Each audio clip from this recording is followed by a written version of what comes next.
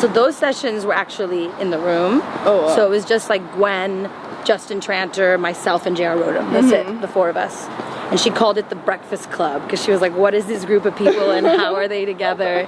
And it was amazing. You know, something that I've really dreamt of, like hearing Hindi on American radio. So when we were live in 81 countries, it felt really amazing. Yeah. It was amazing. I was like, wow, Hindi is playing everywhere. And like, you know, like my boys from Bombay are getting a chance. And the guy goes, do that again. I'm like, okay. So I started doing it again. And it was so strange. He like dropped to his knees because he wanted to like make a beat. And he was like, doom, ta, ta, like hitting the ground.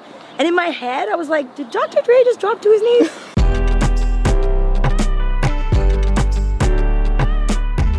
Hi, this is Lauren Engel. Today I'm here with Raja Kumari. Namaste. So you were born in Claremont, but so your parents moved here They came in the 70s, like a their lot job, of... or? Yeah, my dad's a doctor, and like in the 70s there was a lot of doctors and engineers and a lot of Indians that came, and my parents were part of that immigration. And we were all born here, me and my brothers, my cousins, and I grew up in Claremont, the city of trees and PhDs. I love that. So what does your mom do then? My mom is pretty much an artist. She's like a homemaker, but she does everything. She does upholstery, stained glass, painting, oh, wow. You know, you name it. So my mother's definitely the artistic one. So you think you got your creative side from her? Oh, 100%. Yeah. My dad can't sing. No, that's not coming from my father. But So, I get my analytical mind and my drive from my father. So was it your mom's decision to start putting in dancing classes when you were 6? Or? Oh, yeah. She wanted to be a dancer. And they couldn't afford it growing up in India. Like my parents did not grow up with money. They were very... you know, they definitely struggled when they were growing up. So I think before I was even conceived, they already had decided I would be a classical dancer. Wow. But you had, what was it called, a guru at your house, or? Yeah, my guru, it was actually amazing, a crazy story. My mom wanted to learn from Sumati Kaushal, my guru, who is a really famous dance teacher in India. And she actually met her at like a conference when I was about 5 years old. And she invited her to come meet me, and I danced for her, and she just saw so much potential, and she saw somebody that she could shape. And you know, I was really lucky. She ended up like living with us, and teaching me so cool. Since I was 6. So I had a very unique experience with classical dance. And what was it? You did some fundraising. Yeah. You raised like $80,000. Yeah. How old were you when you were doing all that? I think I was like 9. That's insane. Yeah, I would call everybody I knew and sell these tickets and like get all like whoever I knew that had money, like convince them to like donate so that I could raise money for different charities I was working with. But yeah, it was really an incredible experience because I learned very early that my art could create real change in the world. Like physical things that meant something to people. Like, you know, I contributed to like a wing in a hospital in Bangalore through my dance, and then also I built a meditation hall. Yeah, was it for like disabled children? Yeah, the Vegasna Foundation. I work with them in Hyderabad. I've been working with them for like, don't want to date myself, but like 20 years pretty much. Wow. So was it your mom who gave you like these philanthropic ideas, or how did you? I think my parents have always felt like, you know, my art was like an offering to the world. Like, you know, it was always like done out of devotion. So they always, you know, tried to put me into those positions, and it definitely always made me keep that mindset. You know, when it comes down to my music and what I do now, I always think about how can I affect other people and how can I, you know, use my art to make real change in the world. And was your dad always open to you doing the arts, or did they have any like back and forth? Because it's like really different, like mindset in people. Yeah, it's different. You know, my parents definitely. They always made me an artist, so I mean, I was like always laughing at them when they thought I would just like stop and like go to medicine. But even I wanted to do medicine. But you know, my parents have been supportive the whole time, and they just reacted when people really were reacting to me and saying, you know, that I deserved to do this, and you know that I had some talent. You know, they never wanted me to miss anything. So, you know, they let me take classes, they let me really do my thing, and you know, I'm here today because my parents are very supportive. I love that. How would you describe your personality back then growing up? Yeah, I mean, pretty much the same. I've changed a lot. Like, as I've grown, I've just become more calm. I've like understood like how to work with people and like, you know, just not like lose my head. But when I was young, I just ambitious, man. Just full ambition, full belief in self.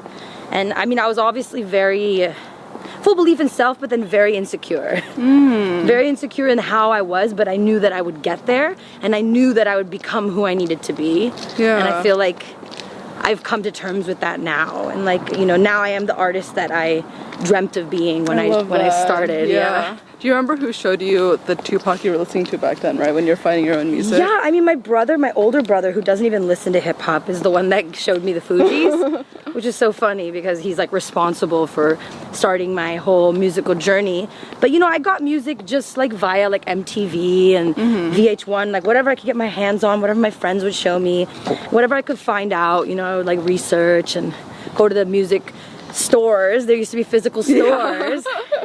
I used to look through things and convince my mom to buy me CDs that said explicit on them and just hope she didn't understand what they were saying. Oh my god. So yeah, that was a struggle. But yeah, I just learned, I mean, America taught me, I guess. Yeah. And at what age did you start doing ciphers? Yeah, like in high school, like that's when I was I stopped going to a private school, I went to a public high school. So I was like exposed to a lot of different types of people, and you know, one of my best friends in high school, his name was MC Birdie, shout out Birdie.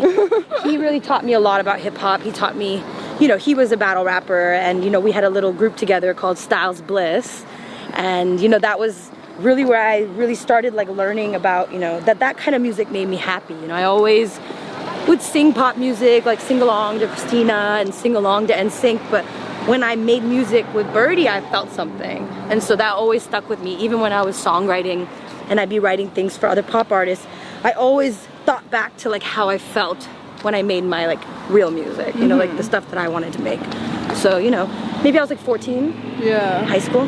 Growing up, did you ever have any problems fitting in? Of course, I mean, we all do.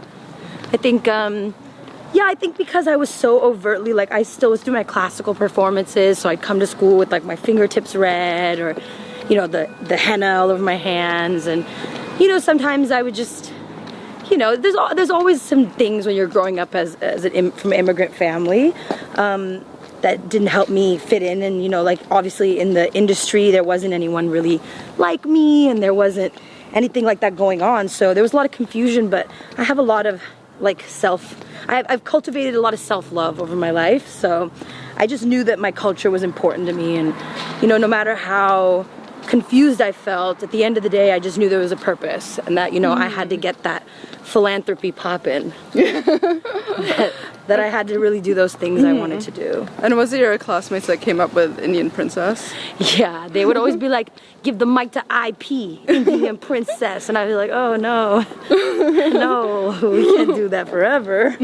So then Raja Kumari was born, which is Sanskrit for princess, and it just felt like it was just the thing I needed. I needed something greater than me at the time, and it was just a character that was based off of all the really strong female characters I had played in all my dances, like the queens and the warriors, and I just made this character and just developed it, and it really is like my avatar, I say, like another avatar of me. Now I feel like I might be Kumari all day long. And now it's just shifted over now.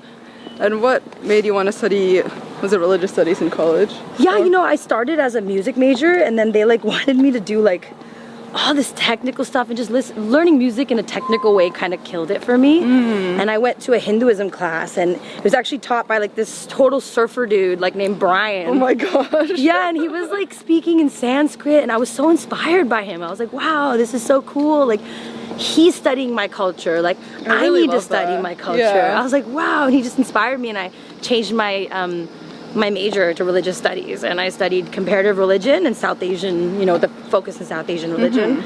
So it was amazing, because those are the things I was really interested in, because I felt like if you know like why people feel the way they feel, and especially if you study different religions and different cultures, then maybe in your lyric you can find something universal to say that more people will like relate to. Were your parents open to you doing religious studies? Like, did they think that you were going to study it for a career, or like? Yeah, I mean, they were. I think my parents thought I was going to study religious studies, marry a doctor. Oh, okay. And just do like the standard Indian, like, you know, good girl thing, which is just like marry a nice doctor by 22, you know. So they're not, it's not exactly the thing they chose for me to do. But yeah, they were okay. Of course, they loved me studying comparative religion. Their daughter was studying the Bhagavad Gita. Like, they were very pleased with that. And so you knew from the onset that you wanted to have a career in music no matter what?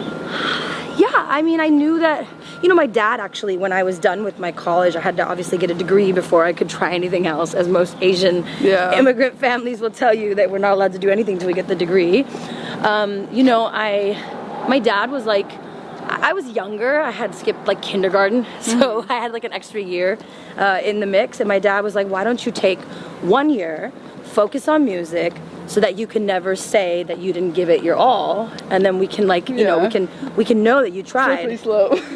Yeah, I just kept pushing every year. Like, end of every year, I'd be like, I've come too far, Dad. I've come too far. I can't stop now. I can't stop. But I actually was like I was gonna go to a PhD program, and that was gonna take me 7 years. And then for like religious studies also? Yeah, I was gonna continue, which I still will do in the future.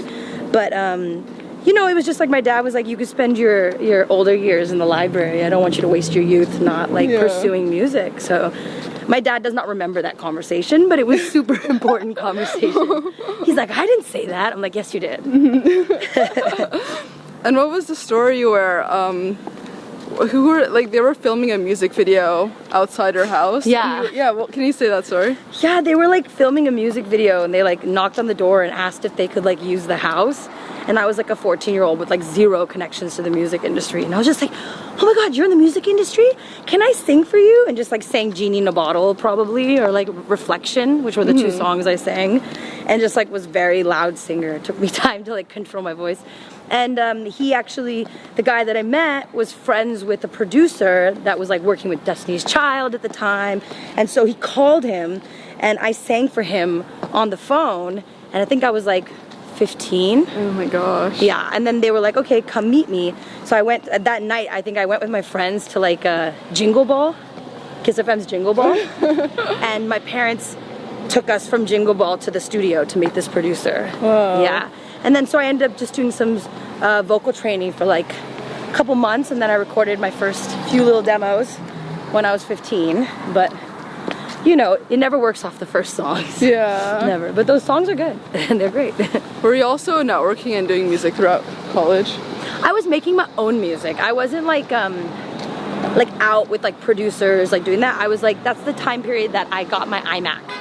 And that's the time period that I was using GarageBand and really learning my voice and writing all my own songs for the first time. And, you know, it was just a different time period. But yeah, I was always doing, that's the time when I was competing on like the Battle of the Bands at my college and like, you know, that kind of stuff. So right after college, what happened?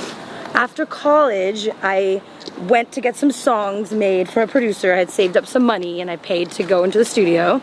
And when I was there, I was like, man, I need this to be my life. Like, I need to, you know, be in the studio every day. I obviously can't pay this much money every day to be in the studio. Were you working other jobs?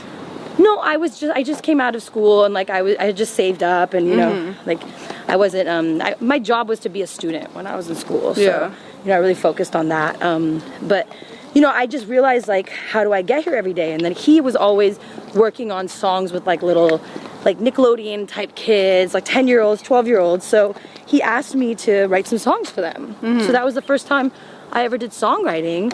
And I was like, oh, if I songwrite, then I get to sit in the studio every day, and I'm like inadvertently becoming better.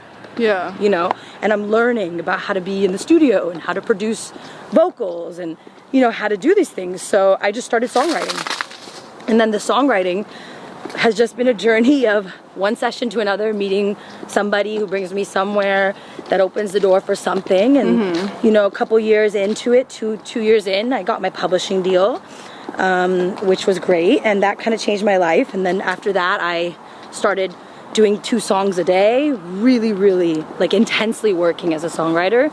And those seeds ended up sprouting into, you know, whatever they became. And, you know, the couple years went by and I just learned a lot. I got to go to songwriting camps in like Denmark and Sweden and Bali, and I just soaked up every piece of knowledge I could soak up. How did you work with Iggy Azalea, or that song come about? So that song is the song that got me signed to my publishing deal. So I'd already written it. Yeah. And then the chorus and the pre-hook, and they played it for her management, and then they ended up liking the song, and she wrote her parts, and that's the story. Yeah. Yeah, I wasn't there when she was doing her parts, but that was my first song that ever got published, and her album ended up being Grammy nominated, so like in turn that happened. But I think, you know, it was just like more like to see my first song have that much success was like really exciting. Yeah. How about your songs with Gwen Stefani? Oh my god, those were incredible. So those sessions were actually in the room. Oh wow. So it was just like Gwen, Justin Tranter, myself, and J.R. Rodham. That's it, the four of us. And she called it the Breakfast Club because she was like, what is this group of people and how are they together? And it was amazing. And, you know, that was a really great experience because, you know, she's an icon and a legend, and I really grew up listening to her. So just to be able to be there in that moment when she was going through, you know, her own emotional things and in her personal life, and be able to be a part of her, you know, her therapy. Music was really her therapy. It showed me, you know, a lot about myself as a writer, and also, you know, just working with her as an artist and just seeing her have like such full commitment to like everything she did. I think that was those were kind of like the last songwriting sessions I did before I left to India, and like really went in all the way on my artist stuff. What was this story with Dr. Dre? That was like a random story. I think when you're in LA, you have a lot of like random stories you collect over time. Not even sure if he'll remember this, but I 100% remember it till the end of time. Until the end of time. Okay, because it was incredible for me, you know. I'm like a huge, obviously, fan of Dr. Dre, you know, growing up in California, you know, listening to hip hop. So I had gone to a session with like a junior producer of his, and this is before I signed my publishing deal, and just in the back room, and I always do the thals, those. So I'm always doing those. So I was still doing those back then and trying to get them on the record. And the guy that I was working with was like, hold on, wait 1 second. Runs out of the room, goes and gets him, brings him in the room. And it's this small little room. It's like, seriously, the tiniest thing ever. And all of a sudden, there's this huge presence in the space. I'm like, oh my God. And the guy goes, do that again. Like, okay. So I started doing it again. And it was so strange. He like dropped to his knees because he wanted to like make a beat. And he was like, doom, ta, ta, like hitting the ground. And in my head, I was like, did Dr. Dre just drop to his knees? What was the turning point that you realized it? I guess all along you wanted to be an artist, but you were doing all this to get credentials. I just am an artist. And I was just trying to figure out ways to like put myself in the studio, because you need 10,000 hours in the studio to become like anything, to become like a master. And I knew that when I got my chance, I needed to be like really, really like seasoned, like ready, because what I wanted to do was not going to be done, has never been done, and they had to trust me. So if that meant me selling a couple million records with somebody else to prove that it's possible, you know, I was willing to do that, because whatever I had to do to like get all the questions that people have answered so that they could give me my chance. So yeah, it was just a means to an end. Yeah. How did you realize Epic Records were the right team? Yeah, it just felt right. I mean, at the time, they just saw me. Like, there was a couple different labels that were like trying to talk to me at the time, but it was just like the way that I was received. And did you already have music out by this point? No music out. Oh wow! No, so just showing them like just maybe 2,000 followers on my Instagram, just my actual friends, people I worked with, actual friends. Yeah, just like nobody was checking. I hadn't put anything out. I just had a lot of demos that I had done with Justin and JR, and you know, they just heard my voice and they believed in me, and they didn't even really see me, which was really cool. That's really cool. I liked that they liked the music before they saw the whole package. And then they had you go to Mumbai for a while, or just out, or how was it? So going to Mumbai was it was really important to me, because I felt like, how can I represent my people and like talk about culture first if they don't even know me there, you know? So I went at a really important time in India. Like, hip hop was just kind of emerging. Now it's like the #1 genre. and you know, I'm like super excited about representing hip-hop worldwide for India and like, you know, being a part of that. But it was a crazy time in my life. I just felt like maybe people weren't hearing me here and they weren't understanding me, and I had to like go explain and prove who I was by going to India and conquering. But I think like all of that really inspired me to write Bloodline, because I like came back with all that confidence. Yeah. And I was just like, if you want to talk shit to me, I got 1 billion people army that's gonna let you know that that's a problem. So that's what made me talk that much shit. How did the Beats one happen? The Beats One show? Yeah. Oh, you know, it's something we've been in talks with for a while, because I've known the people from Apple. But I'm like an advocate for like Indian culture joining like Western world, and like I consider myself a curator of culture. So just being asked to do that like was amazing, and you know, something that I've really dreamt of, like hearing Hindi on American radio. So when we were live in 81 countries, it felt really amazing. Yeah. It was amazing. I was like, wow, Hindi is playing everywhere. And like, you know, like my boys from Bombay are getting a chance. Yeah. You know? And that felt really great. And was it easy establishing yourself in India as well? Or did you have problems like... Oh, yeah. It's like there's a whole patriarchy there as well. Yeah. There's a lot of machismo and egos that are battling it out. It's a constant struggle, but nothing has ever been easy, but you know, it was definitely worth it, worth all the struggle. Yeah, is that something that you're gonna try to establish yourself more? Yeah, no, I'll never let India go. India's gonna be like, it's like, I'm always gonna service my people continually. It's all about service. Well, were you also acting in a film there, or? No, I just had a cameo in Gully Boy. It was cool, I played myself, so it wasn't like that much of a struggle. Yeah. But it was cool just to be a part of that film, and also like I was like a judge in the rap battle, so just like, you know, the way that the people have supported me, it was awesome to be a part of that film, because I'm a big part of, you know, I feel that I'm a big part of that Mumbai rap scene. Like I really like took myself there and lived there, even though I wasn't from Mumbai. You know, I rep the Bombay boys pretty hard. So. Do you think you'll do more acting? I would love to. Yeah, I feel like I could totally see you as an actress. You have like everything for it. Oh, you're so sweet. Hey. No, I definitely want to be more involved. I mean, in Bollywood music as well as film, and you know, even film in the US, I think like there's a lot more that will come. My art can't be limited to one expression. What does love mean to you? What does what? Love mean to you? Love. I mean, I think it's constantly changing what it means to me. I think I thought it meant different things, but right now self-love is like the most important thing that I'm really, really dealing with. Because I think from that you can, if you really love yourself and you really, really do that, you can project and attract the people that will give you the love you deserve in your life. So, you know, that's something I've just been working on. Yeah, actually with that, what would you say have been the biggest challenges so far in your life?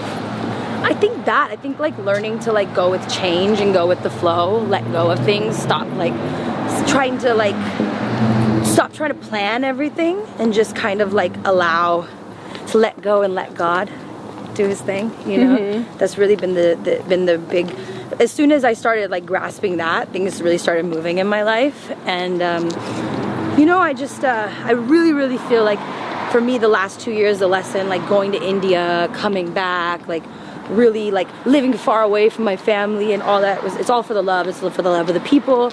It's all for love. But without self-love, you have nothing. So that's the most important. Last question. What are you going to be remembered for? Ooh, I mean, this is the truth. My philanthropy, like my work that I do on earth. Like music is definitely a platform that people, I hope that, you know, it heals people. It teaches them. It opens their eyes, makes them feel happy, makes them not feel alone, connected, east to the west connection. But at the end of the day, it's really about clean water and you know, making real change in people's lives. And I think when you get a platform is when you have the ability to really make and create change. So for me, it's about the platform. And yeah, when I leave this earth, I would rather be remembered for how many wells I put on earth than you know, how many likes on my Instagram. Yeah, I love that. I don't really care. This is awesome. Thank you so much. Thank you. Yeah.